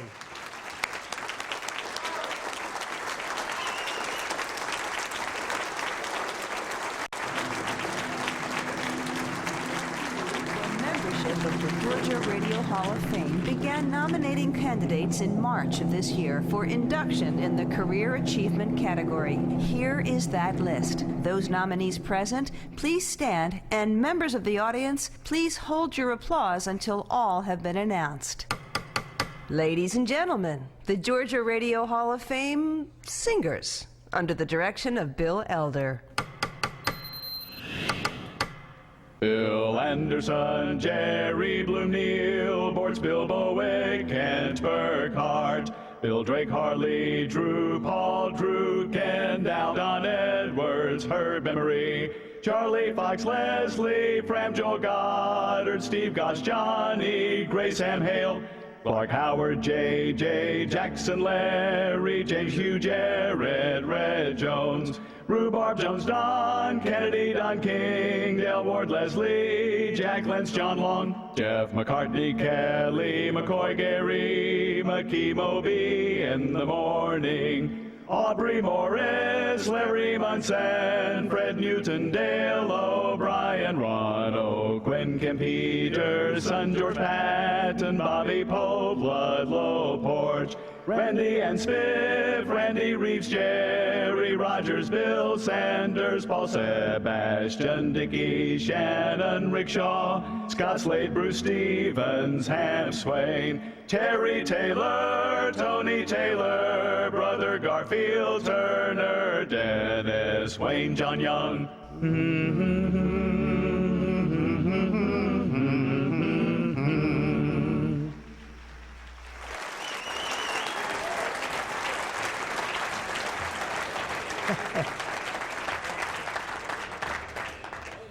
I love it, I love it. So these are your 2007 Career Achievement inductees. In his 29 years at WQXI in Atlanta, he was sales manager, then president and general manager. On his watch, WQXI hosted the world-famous Ramblin' Raft Race, Light Up Atlanta, and the Underground Atlanta Halloween Party. He was honored with the first Air Award in 1996. He was a model for Arthur Carlson on the television show WKRP in Cincinnati. Jerry Blum is a 2007 Career Achievement inductee into the Georgia Radio Hall of Fame. Baby, if you've ever wondered whatever became of me, I'm living on the air in Cincinnati. I'm at WKRP in Cincinnati.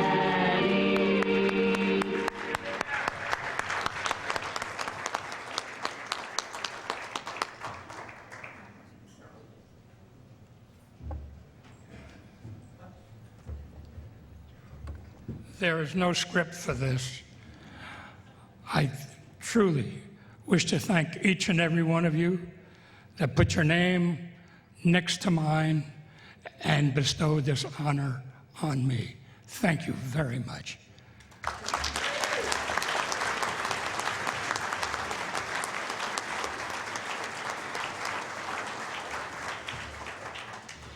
He has been a talk show host in Atlanta, Georgia since 1969.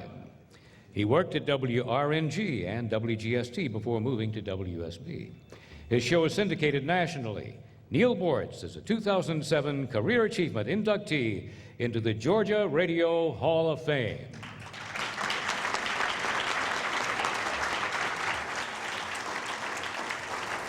Mr. Bortz did not accept our invitation to join us tonight to accept this award. He was general manager of WQXI in Atlanta in the 60s. In the 70s, Kent Burkhart founded a worldwide radio consulting firm based in Atlanta. Kent was also one of the founders of the Satellite Music Network. He was instrumental in the careers of many Georgia radio people. He's an inductee into the Texas Radio Hall of Fame. Kent Burkhart remains active as a consultant and owner and is a 2007 Career Achievement inductee into the Georgia Radio Hall of Fame.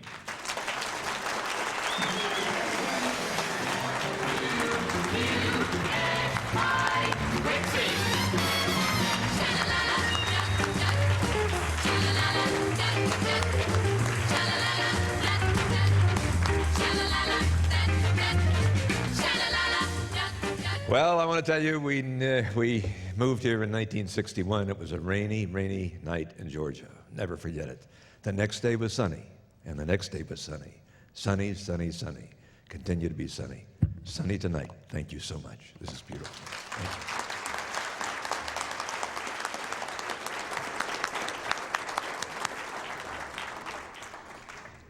He was born in Donaldsonville, Georgia, and worked at WWGR and WWNS in Statesboro. He moved to Wake, Atlanta, where he was program director. In 1961, he left for California, where he revolutionized the top 40 format, consulted the RKO radio chain, and went on to be co-owner of a leading worldwide syndication and programming consulting company. Bill Drake is a 2007 Career Achievement inductee into the Georgia Radio Hall of Fame.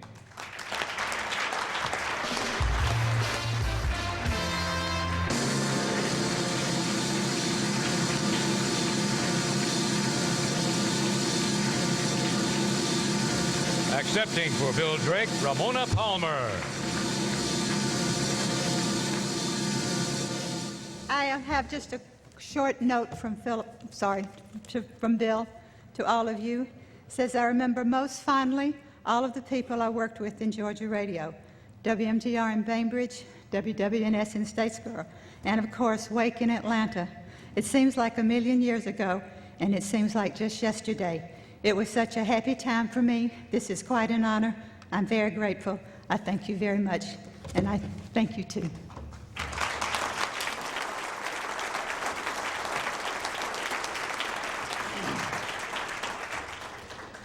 He moved to Atlanta in 1957 to work at WGST.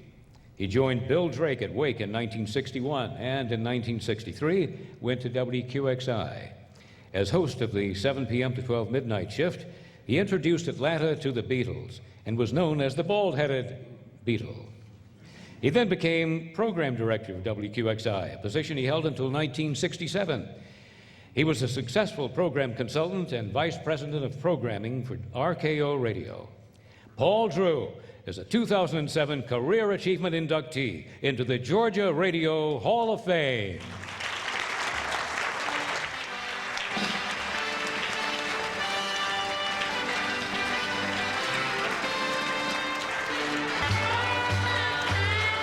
Accepting for Paul is John Long.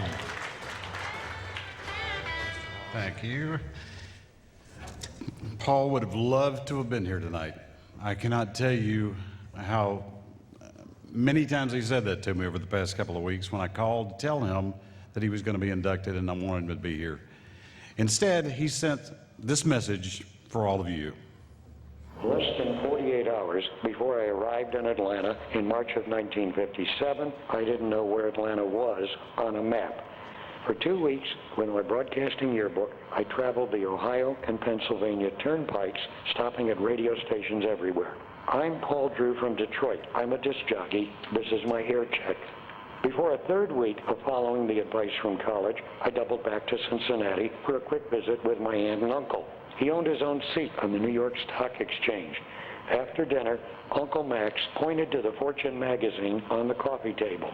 The cover story, Atlanta, Georgia. He said, Paul, that's where you begin your radio career. Before noon that Monday, on his first day as WGST's general manager, George Oliveri hired me as a staff announcer, noon to 8, $75 a week. I am grateful to the Beatles for including Atlanta's brand new Fulton County Stadium in their second U.S. tour 42 years ago. Well, Malcolm sets everything up, we get set for some fellas that we've done a lot of traveling with. We've been to England with them, Nassau, on the tour last year and again this year, and I hope you'll give the Beatles the greatest welcome that I've ever heard for them, and I've heard a lot, so I want you to really show them that they're loved when we bring them out here in Atlanta. Okay, the Beatles! Hello? Hello? Hello, hello?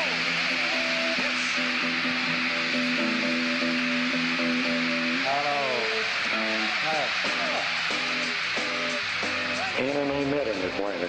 We were married at the Wayuka Baptist Church, partners for over 46 years this month.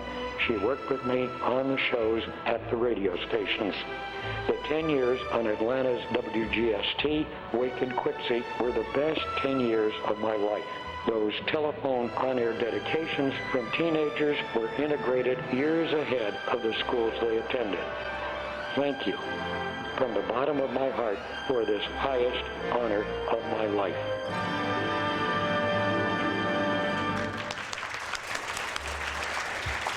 I want to tell a short story about Paul, a little memory that I have.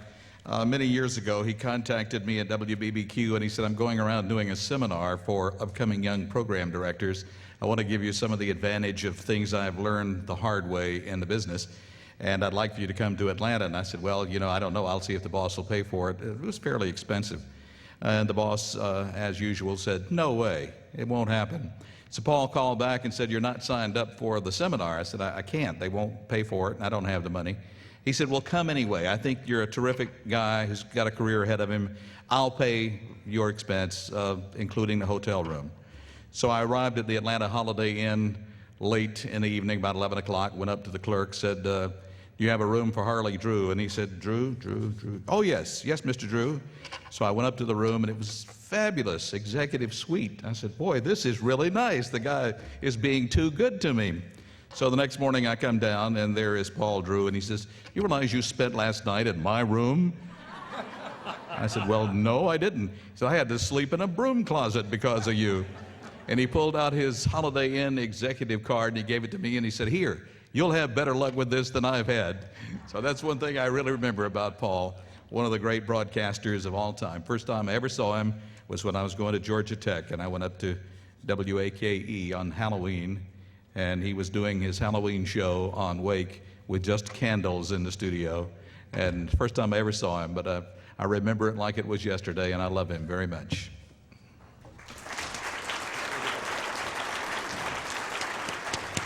Thank you, Harley. In 1987, he began doing guest appearances on Atlanta radio, giving travel advice. The success of those appearances landed him a show on WSB, which is syndicated nationally. Clark Howard is a 2007 Career Achievement inductee into the Georgia Radio Hall of Fame.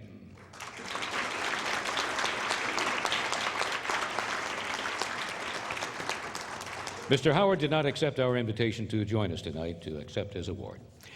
Before coming to WPLO Atlanta in the 60s, he was a member of the Jordanaires, backing Elvis Presley and appearing in many of Presley's movies. After moving to Atlanta, he also worked at WFOM, WSB, and today hosts a weekly gospel music show on WWEV in Cumming. Big Hugh Baby Jarrett is a 2007 Career Achievement inductee into the Georgia Radio Hall of Fame. Mr. Baby. When I find a new place to dwell, when it's down at the end of Lone Street, that heartbreak hotel. I want you, I need you, I love you. You ain't nothing but a hound dog, you cry all the time, don't be cruel. Love me. Wow. It's really something else, seeing all you fine people tonight, many of you with whom I've been associated with over the years in broadcasting and some singing that I've done along the way. It's a pleasure to be here and a pleasure to hear all of your comments and all of your stories and all of your history. It really sort of touches my heart. But it's good to be here, and I'm so excited about having been accepted as a member of the Hall of Fame for 2007. And I thank you very much for that. And I will be here through the rest of the evening, and we'll just have to try to shake hands and say hello at least. Thank you again. My pleasure for being here. And my wife is with me, by the way, Jean. She's a big part of the reason I made it through this far. So thank you so much.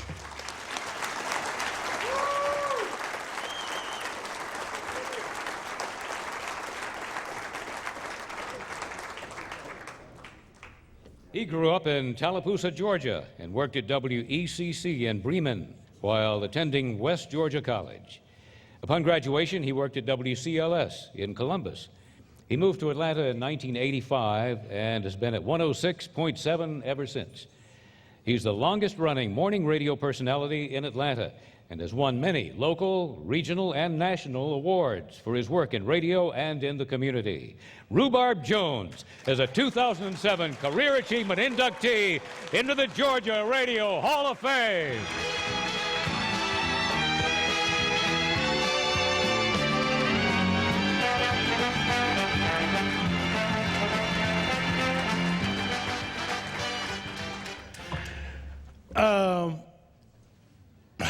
I'm the only one not eligible for Social Security.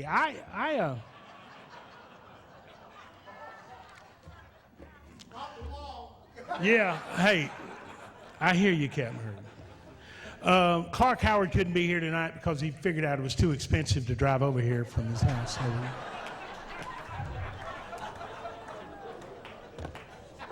and Neil Bortz couldn't make it because not all of y'all bought his fair tax book, and so.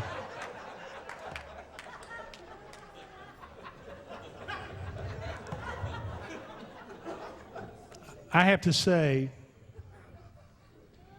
that of everything that has happened to this little Tallapoosa boy, when I was on the radio in Bremen, Georgia, and I was sitting there with a little Panasonic portable radio listening to Gary McKee, and knowing my mother wanted me to well, actually my grandmother was my biggest influence. She wanted me to either be a United States Senator from the state of Georgia or a Baptist minister or the drummer on Hee Haw. So we didn't.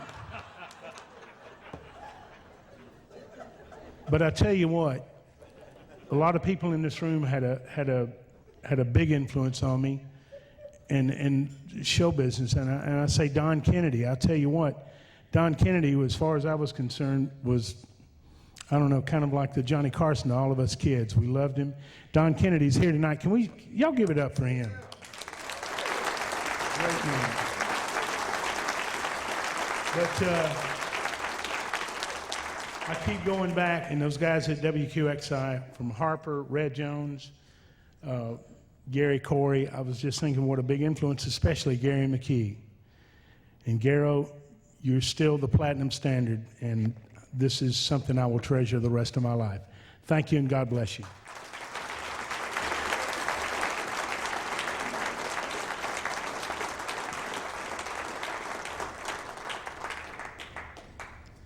He's affectionately known as Officer Don to most of us under the age of 50. And he's, I might say, another one of those rich voice guys, not the one to whom I was referring earlier.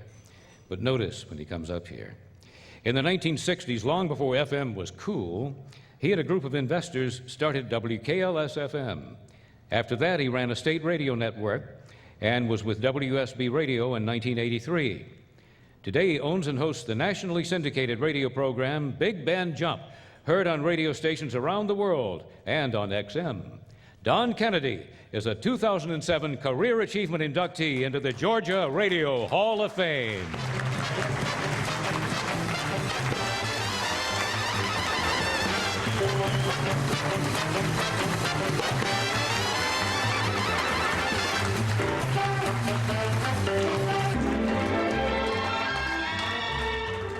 Thank you. I appreciate it. Well, I am humbled by this honor, and that's not easy to do. No. Seriously, it's wonderful to be honored this way. I share a 60-year anniversary this very month, the first month that I appeared on a real radio station. I share that anniversary with Red Jones and with Quixie. And with that moment of real radio in my mind, I leave you with this thought. The impersonalization of radio in some communities and stations today is disturbing, but everyone in this room understands the value of broadcasting live to the listener. The listener is the most important part of radio. Thanks very much.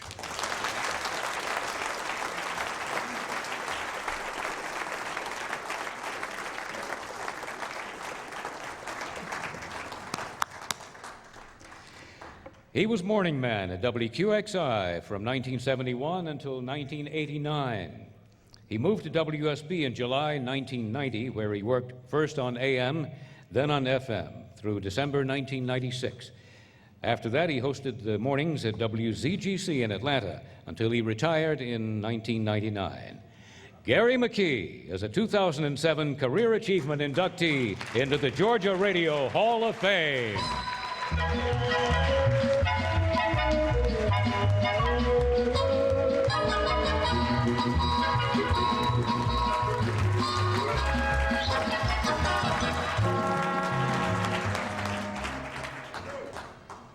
Okay, what do you want? Thanks, Rhubarb. You get embarrassing with that sometime, but I know you mean it. And this evening, I've had about, I don't remember your names, but 2 or 3 gentlemen who have come up to me and saying that listening to our show, and it was our show. I mean, I wouldn't be here without a part-time security guard named Willis, Bob Carr, probably the most talented person I've ever known. She can do anything, Yetta Levitt. Bill Phippen, who once told me that you can't have ego hassles with people who are getting more attention than you. And I wrestled with this with Willis, and Yetta too. I wrestled with it. Almost hurt the show. I was jealous, and Phippen said, get over it. Because to listen to them, they got to listen to you.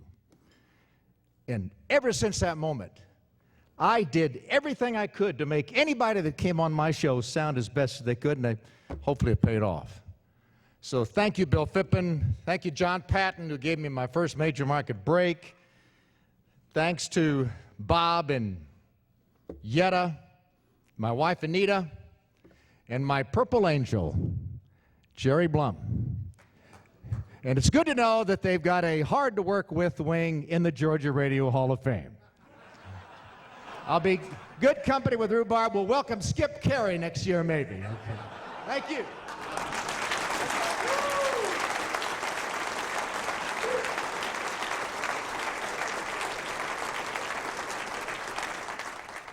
Since 1966, he's been the voice of the Georgia Bulldogs. On Saturday afternoons, thousands of members of the Bulldog Nation turn down the sound on their televisions and tune in to his broadcast of the games.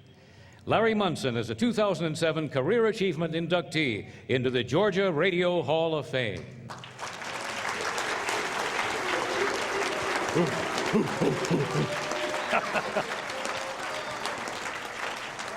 Mr. Munson did not accept our invitation to join us tonight to accept his award.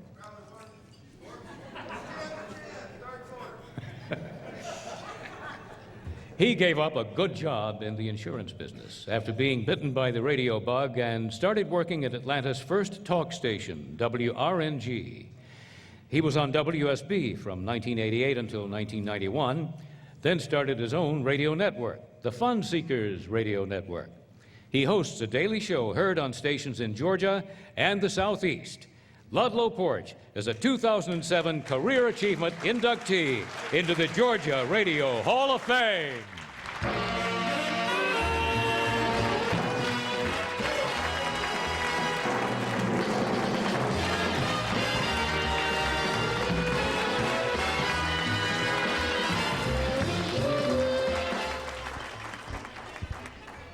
We thank you very, very much. My family's here.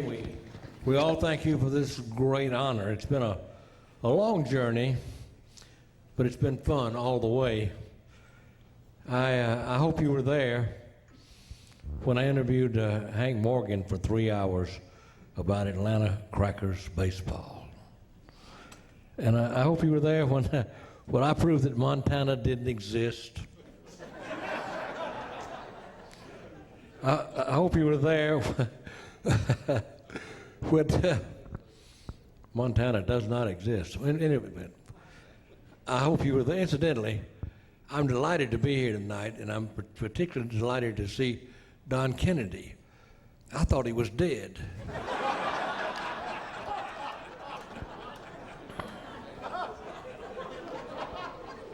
I hope you were there when I offered the franchises for folks who wanted to raise Nogas for their Noga hide. I hope you were there when I asked my audience for a definition of a geek. A young boy called in about 12 years old and he said, geek, a noun, one who does not fit in with his peers, organ unknown.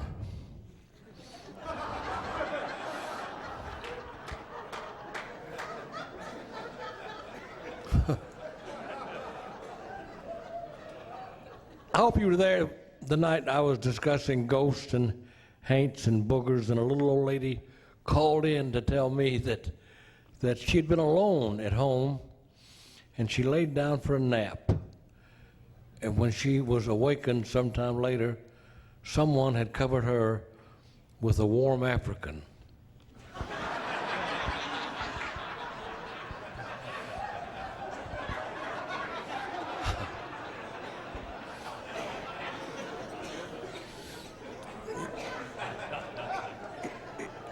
You notice I'm willing to wait for that kind of response. I hope you were there when another little old lady called and said, "Little old, what do you think about oral sex?" I replied, "Is that where you just sit around and talk about it?" And she was about to tell me what it was when I cut her off.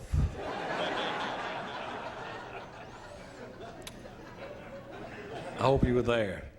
It's been a wonderful ride, and I hope you were there for some of it. Maybe you were.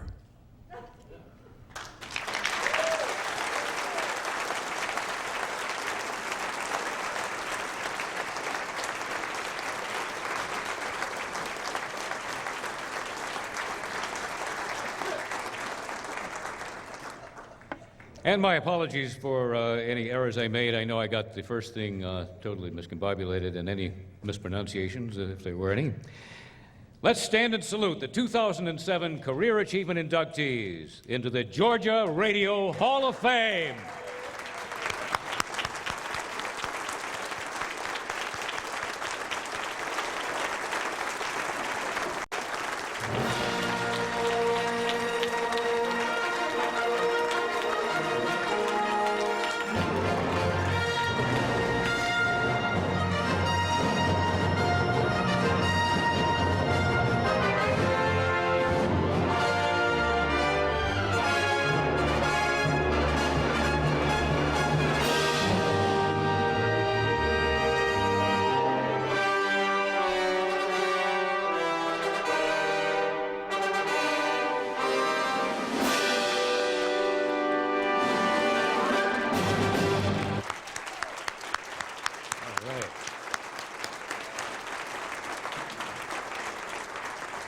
Would all our legacy inductee representatives and career achievement inductees please come to the podium for group pictures. Ladies and gentlemen, thank you for attending. We hope to see you all next October. Have a safe trip home, and good night.